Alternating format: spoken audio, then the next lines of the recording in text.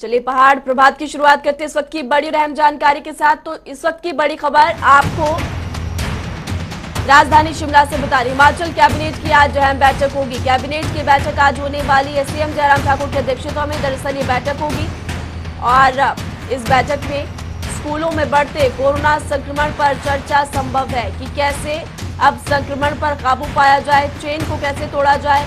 इन तमाम मुद्दों को लेकर बैठक में मंथन।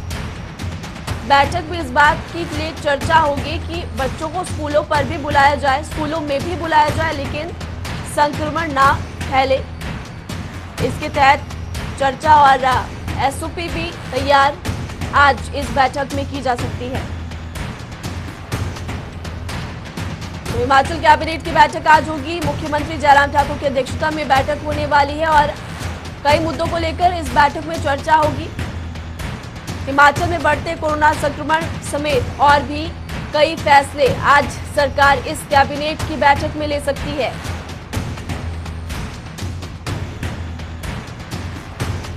तो कई बड़े फैसलों को आज मंजूरी मिल सकती है। सबसे बड़ा फैसला, नई एसओपी भी जारी की जा सकती है। संभावना इस बात की भी है। विकास शर्मा इस खबर पर हमारे साथ ज्यादा जानकारी के लिए फोन लाइन पर जुड़े हुए हैं। विकास, हिमाचल कैबिनेट की बैठक होने वाली है, कब ये बैठक होगी, क्या कुछ फैसले लिए जा सकते हैं?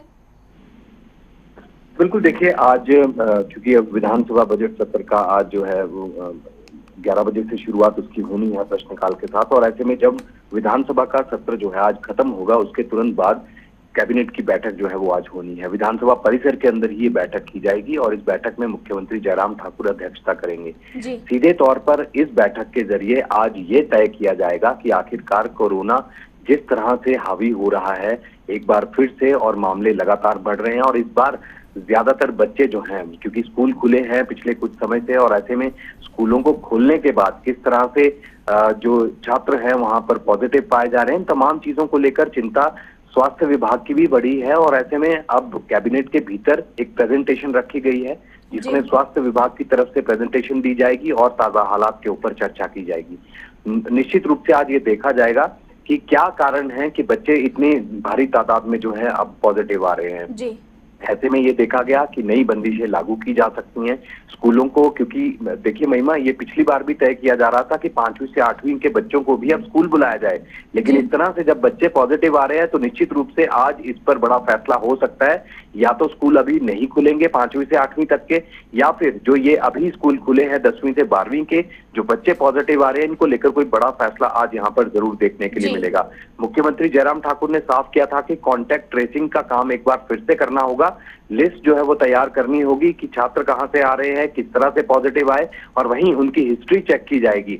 और इसी तरह से जो टीचर्स हैं उनकी भी हिस्ट्री तलाशने की कोशिश आज की जाएगी। बैठक के जरिए शिक्षा विभाग भी अपनी एक प्रेजेंटेशन देगा, जिसके बाद ये संभव है कि आज नई बंदिशें जो है वो लागू जरूर की जा सकती हैं। प्रदेश में नई बंदिशें लागू हो सकती है, संभावना इस बात की भी। विकास, आप फिलहाल हमारे साथ बने रहिए। तो हिमाचल कैबिनेट की बैठक बेहद खास आज होने वाली है क्योंकि कई बड़े फैसले आज इस बैठक में लिए जा सकते हैं। फिलहाल एक और बड़ी खबर अब आपको राजधानी शिमला से बताने जा रहे। एक और बड़ी खबर, हिमाचल कैबिनेट बैठक के बाद एक और बड़ी खबर आपकी टीवी स्क्रीन पर। हिमाचल विधानसभा मॉनसून सत्र से जुड़ी हुई इस वक्त की बड़ी जानकारी। 11 बजे प्रश्नकाल के साथ सदन की कार्यवाही शुरू होगी। ये भी बता दें कि विपक्ष ने सत्ता पक्ष को घेरने की रणनीति बनाई है। कई मुद्दों को लेकर आज भी सदन में हंगामा हो सकता है। विकास शर्मा हमारे साथ लगातार बने हुए हैं। विकास, आज 11 बजे प्रश्नकाल के साथ जो सदन की कार्यवाही शुरू होने वाली है, आज सदन में कौन कौन से बड़े मुद्दे गूंज सकते हैं? बिल्कुल, देखिए आज हंगामा बरतने के आसार जो है वो पूरे नजर आते हैं महिमा, क्योंकि ये पिछले कल भी हमने देखा कि वॉकआउट तो नहीं हुआ लेकिन हंगामा सदन के भीतर जरूर हुआ है। और ऐसे में आज पूरी तरह से कयास लगाए जा रहे हैं क्योंकि विपक्ष लगातार और आरोप जो है वो सत्ता पक्ष पर लगा रहा है। और कल तो तीखी बहस जो है वो विधानसभा स्पीकर के साथ भी हुई इस बात को लेकर कि उनकी यानी कि विपक्ष की बात को अनसुना किया जा रहा है, अनदेखी उनकी लगातार की जा रही है। और ऐसे में पूरा हक है उनका कि सदन के भीतर अपनी बात को रखा जाए। और ऐसे में आज भी तय रणनीति के मुताबिक ही सदन के भीतर विपक्ष जाएगा, सत्ता पक्ष भी जाएगा, और ऐसे में पूरी उससे अगर हम बात करें कि विपक्ष जो है मजबूती के साथ अपने पक्ष को आज अंदर सदन के भीतर रखेगा, लेकिन इसी बीच खबर ये भी है कि नियम 62 के तहत जो है वो ध्यानाकर्षण प्रस्ताव जो है वो यहाँ पर शिक्षा मंत्री के लिए लाया जाएगा और इसके अलावा नियम 130 के तहत भी चर्चाएं यहाँ पर होंगी। विधायक जो है वो इसमें भी भाग लेंगे और इसके बाद नियम 61 के तहत भी आधे घंटे की चर्चा का आज यहाँ पर प्रावधान रखा गया है। तो निश्चित रूप से आज का दिन काफी अहम जो है वो रहने वाला है। चलिए विकास, शुक्रिया। आप इस विधानसभा की कार्यवाही पर नजर बनाकर रखिएगा। शुक्रिया इस तमाम जानकारी के लिए। तो विधानसभा मानसून सत्र का आज 7वां दिन और सदन की कार्यवाही में आज भी हंगामा हो सकता है। हिमाचल विधानसभा मानसून सत्र के छठे दिन सदन की कार्यवाही में क्या कुछ खास रहा, इस रिपोर्ट के जरिए आपको बताते हैं। हिमाचल विधानसभा मानसून सत्र के छठे दिन सदन की कार्यवाही शांतिपूर्ण ढंग से चली। सोमवार दोपहर 2 बजे सदन की कार्यवाही प्रश्नकाल के साथ शुरू हुई। इस दौरान सदन में सब कुछ शांतिपूर्ण ढंग से चला। वन मंत्री राकेश पठानिया ने कंपनी अधिनियम 2013 की धारा 143(6)B के अंतर्गत राज्य वन विकास निगम सीमित के 43वें वार्षिक प्रतिवेदन की प्रति सभा पटल पर रखी, लेकिन इसके बाद विपक्ष में भी पॉइंट ऑफ ऑर्डर उठाने की होड़ लगी, जिस पर सदन में गहमा-गहमी नजर आई। विधानसभा अध्यक्ष विपिन सिंह परमार ने विपक्ष से कहा कि सदन में इस तरह की चीजों से समय की बर्बादी होती है। हालांकि बाद में सदन की कार्यवाही फिर सुचारू रूप से चली। बता दें कि निगम 62 के अंतर्गत बलबीर सिंह वर्मा ने पराला में दिल का दौरा पड़ने के बाद ट्रैफिक जाम में फंसे बागवान की मौत से उत्पन्न स्थिति की ओर मुख्यमंत्री का ध्यान आकर्षित किया। साथ ही विक्रमादित्य सिंह ने भी चूचू में सब्जी मंडी न होने से उत्पन्न स्थिति के बारे में सत्ता पक्ष को अवगत भी करवाया। हिमाचल प्रदेश विधानसभा मानसून सत्र का आज छठा दिन था। आज 2 बजे से सदन की कार्यवाही की शुरुआत प्रश्नकाल के साथ हुई। करीब 1 घंटे तक प्रश्नकाल चला और उसके ठीक बाद सदन में एक बार फिर हंगामा देखने के लिए मिला। और इस बार हंगामा सिर्फ पॉइंट ऑफ ऑर्डर के तहत हुआ, यानी कि विपक्ष और सत्ता पक्ष के एक विधायक ने पॉइंट ऑफ ऑर्डर के तहत कुछ मुद्दों की उठाने की मांग की, जिस पर अध्यक्ष की तरफ से अनुमति नहीं मिली और जिसको लेकर विपक्ष की तरफ से हंगामा देखने के लिए मिला। हंगामा इस हद तक बढ़ गया कि विपक्ष के नेता मुकेश अग्निहोत्री और सत्ता पक्ष की तरफ से संसदीय कार्य मंत्री सुरेश भारद्वाज के बीच में तीखी नोकझोंक देखने के लिए मिली। एक बार फिर हंगामा हुआ, लेकिन करीब 15 मिनट तक सदन की कार्यवाही पूरी तरह से प्रभावित हुई, लेकिन उसके बाद शांतिपूर्ण ढंग से आज सदन की कार्रवाई चली। दरअसल आज नियम 62 के तहत ध्यानाकर्षण प्रस्ताव लगे थे, जिस पर 2 विधायकों ने ध्यानाकर्षण प्रस्ताव लाया। इसके बाद नियम 130 के तहत कोरोना को लेकर चर्चा हुई और चर्चा में सीधे तौर पर सत्ता पक्ष और विपक्ष की तरफ से चर्चा में भाग लिया गया। कैमरा पर्सन रोशन के साथ विकास शर्मा, जनता टीवी, शिमला।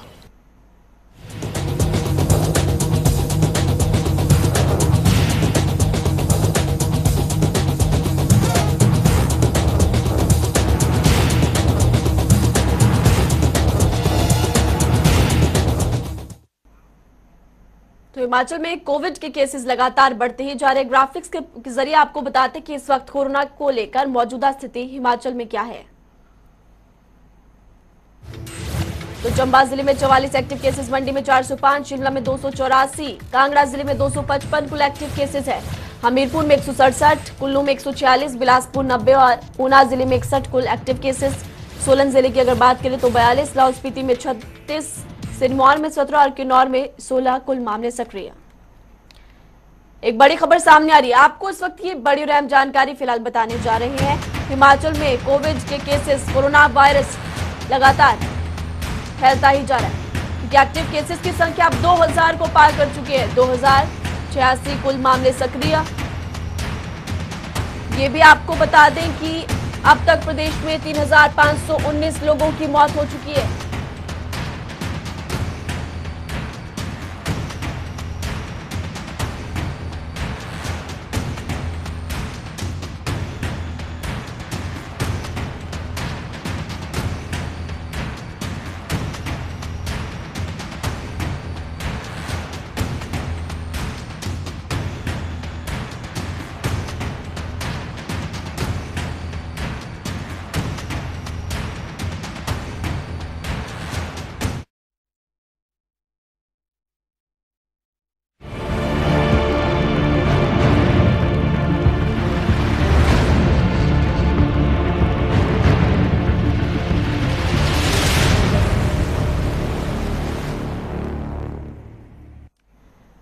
तो हिमाचल में बारिश से अब तक कई लोगों की जान चली गई। जान को तो नुकसान हुआ ही, साथ ही माल को भी नुकसान हुआ। इस रिपोर्ट के जरिए विस्तार से आपको बताते हैं।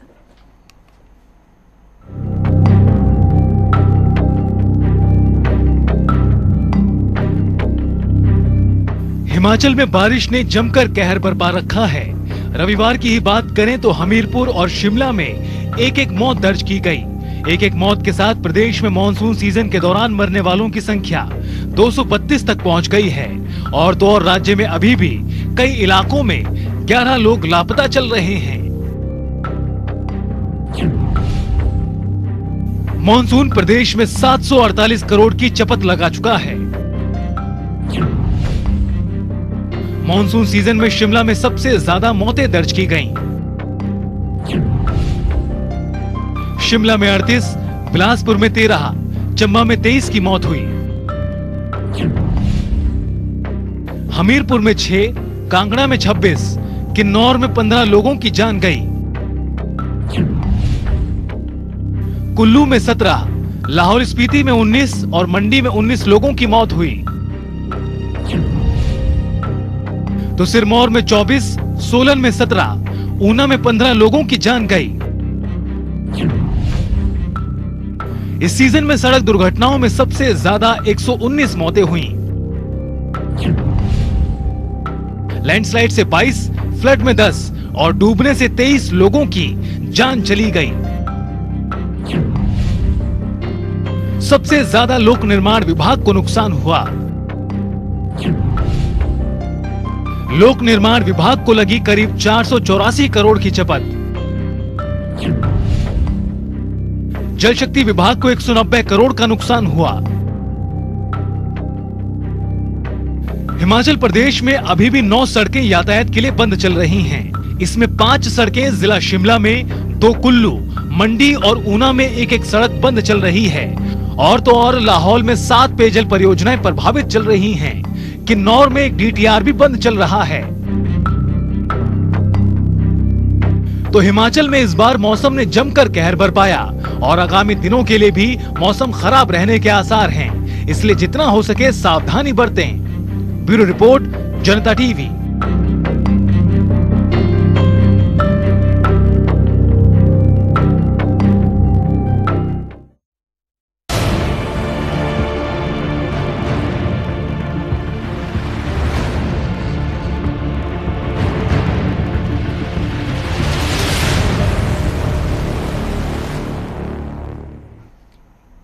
मुख्यमंत्री जयराम ठाकुर ने सोमवार को हिमाचल प्रदेश राज्य सहकारी बैंक की वन टाइम सेटलमेंट पॉलिसी पुस्तिका जारी की।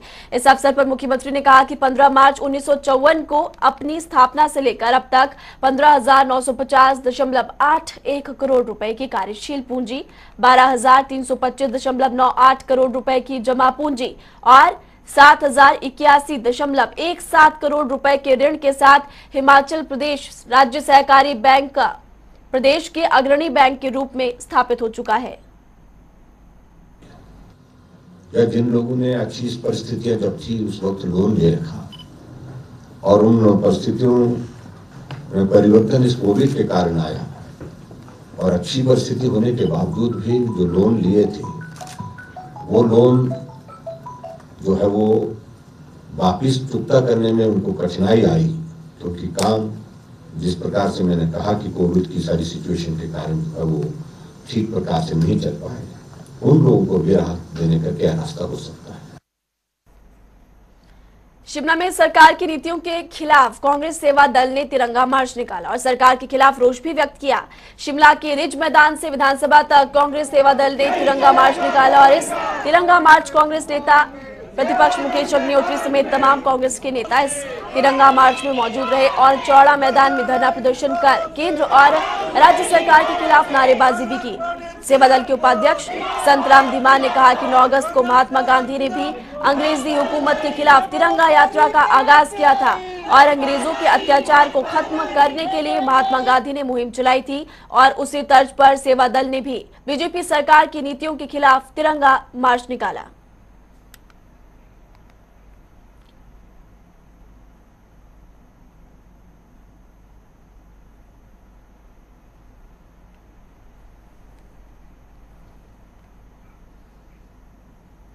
चलिए अब हिमाचल की खबरों का रुख करते हैं फटाफट अंदाज में।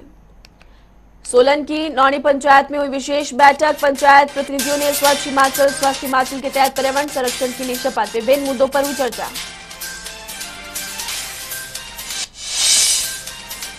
विश्व विख्यात शक्तिपीठ ज्वालामुखी में श्रावण अष्टमी नवरात्रों का आगाज। एसडीएम ज्वालामुखी डीएसपी ने संभाला मोर्चा। सभी नाकों पर जांच की व्यवस्थाएं। बिलासपुर के श्री लक्ष्मी नारायण मंदिर में सफाई अभियान। होमगार्ड के जवानों ने मंदिर परिसर में की सफाई। शहर के बाकी जगहों में भी होगी सफाई। कुल्लू में सड़कों पर उतरे मजदूर। सरकार के साथ उठाई मांग। 4 लेबर कोड को निरस्त किया जाए ताकि मजदूरों को भी अपने हक मिल सके। किन्नौर के रिकांगपिओ में कांग्रेस कार्यकर्ताओं ने निकाली रोष रैली। जिले में कई विभागों की सुस्त कार्यप्रणाली और लचर व्यवस्था पर उठाए सवाल। जल शक्ति विभाग के खिलाफ की नारेबाजी। राजगढ़ में 15 अगस्त तक चलेगा स्वच्छता सप्ताह। एसडीएम सुरेंद्र मोहन ने लोगों को दिलाई शपथ। अभियान की थीम मेरा कूड़ा मेरी जिम्मेदारी है रखी गई। राजगढ़ स्वच्छता सप्ताह का आगाज हुआ। नाहन में बड़ी संख्या में चलाया गया वैक्सीनेशन अभियान। 15 अगस्त तक सभी लोगों को वैक्सीन लगाने का रखा लक्ष्य।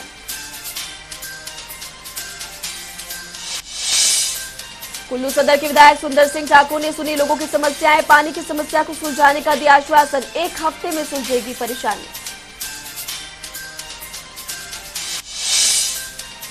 हमीरपुर में सीटू कार्यकर्ताओं ने महंगाई और कई मुद्दों को लेकर किया प्रदर्शन। सीटू के राष्ट्रीय सचिव कश्मीर सिंह ठाकुर ने सरकार पर साधा निशाना। कहा महंगाई रोकने में असफल हुई सरकार।